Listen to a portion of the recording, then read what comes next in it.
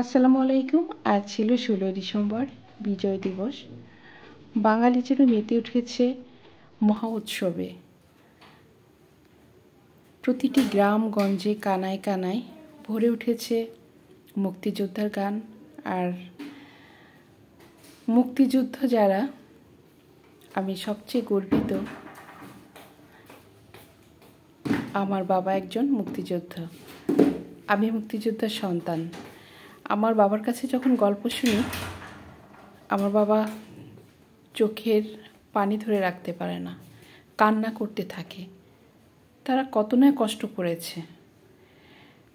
সেই 1971 সালে পাকিস্তান শোষণের বিরুদ্ধে এই মহান মুক্তিযুদ্ধ সংগঠিত হয়েছিল। 9 মাস ধরে চলছিল বাংলাদেশের এই স্বাধীনতা যুদ্ধ। বাংলাদেশে যার কাছে যা ছিল তা নিয়েই ঝাঁপিয়ে পড়েছিল 30 লক্ষ শহীদের বিনিময় অর্জিত স্বাধীনতা। যে কারণে আমরা এই 16 ডিসেম্বর বিজয় দিবস হিসাবে পালন করে থাকি।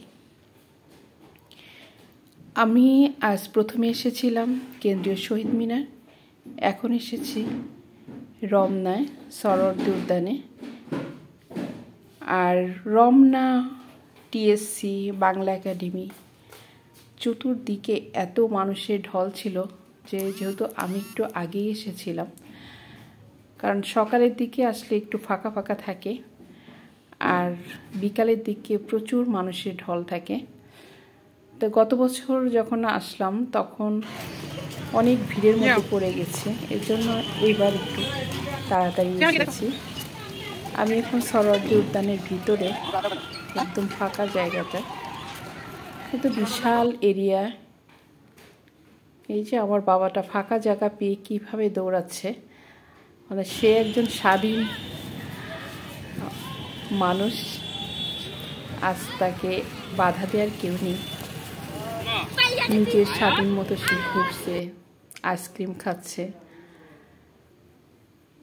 আসলে বাচ্চাদের কৌতূহল থাকে যে আজ কী দিনটা, ওদের মধ্যে নানা প্রশ্ন যে আজ কী দিনটা। মামনি আমাকে জিজ্ঞেস করছে, মামনি আজ কী হয়? তো ওদেরকে বোঝানোর চেষ্টা করছি।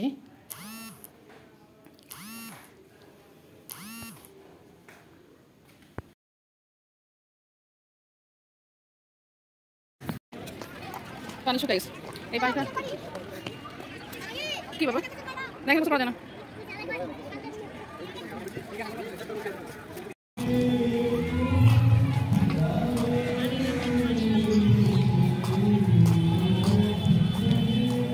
সে আম পড়ে যাবে।